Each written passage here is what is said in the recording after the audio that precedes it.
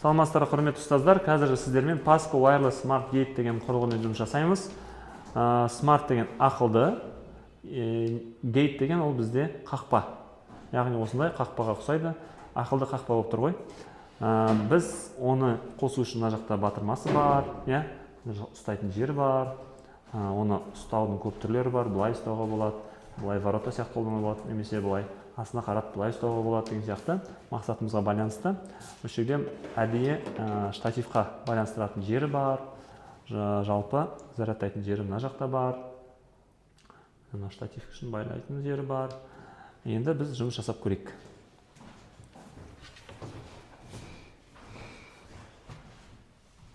Қоса берейін,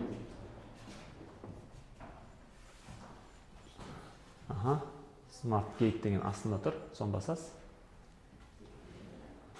Қосылады қазір. Жарықтандыру, GPS. Видеоды баса берейін ба? Қараңыздар, бұл жақта осы Smart Opto қақпасына өте көп мүмкіндіктер берілген.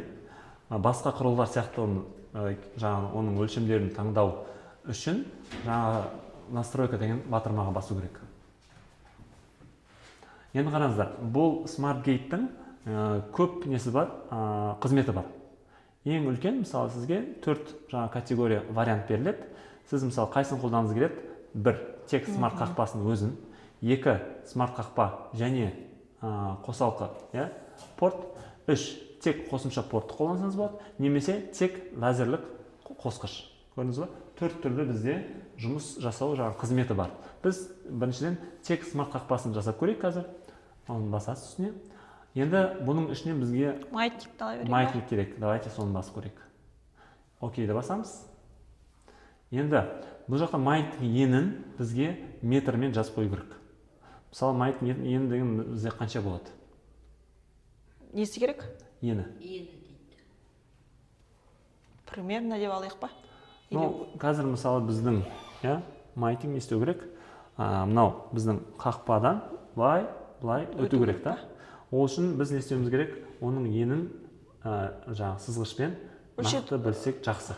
Бағана 48 ба? 48 деп алайық. Сантиметр 0,50. Жақсы, сондай бола берсін. Жазайын ба?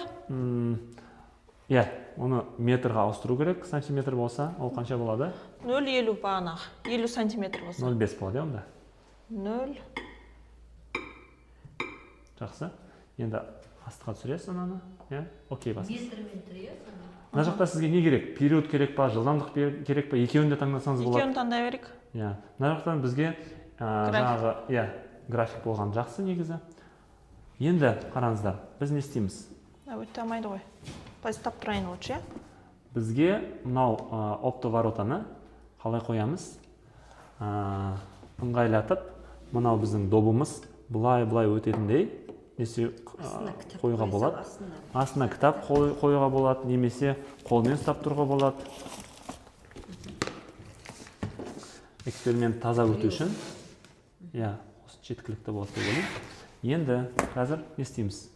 Біріншіден бұл біздің маятникті біз тербетейік.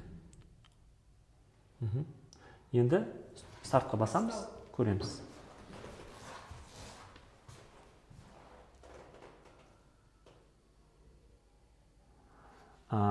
Период көріп тұрмыз, 1,44. Жылдамдығы 16 метр секундына, 1 секундта. Азайып отыр. Бір жағынан бізде оның периоды жылдамдығы санмен көрсетіп тұрса, екінші жағынан бізде өзгерісті жақсы байқау үшін қисық графикпен көре аламыз. Сол үшін график өте маңызды. Болды осы жалпы. Соғыса бастады, ол графикті де біз байқадық, соғысқаны. Еш қиындығы жоқ. Бұл құрылғының басқа да көптеген мүмкіндіктері бар. Сіздің сабағыңызға қайсы керек болса, соны таңдайсыз. Мысалы, қолмен ұстасаңыз болады, осылай бекітіп қойға болады. Жаңағы физикадағы көптеген тақырыптарға бұл смарт-воротың пайдасы бар. Жақсы. Рахмет. Сау болыңыздар.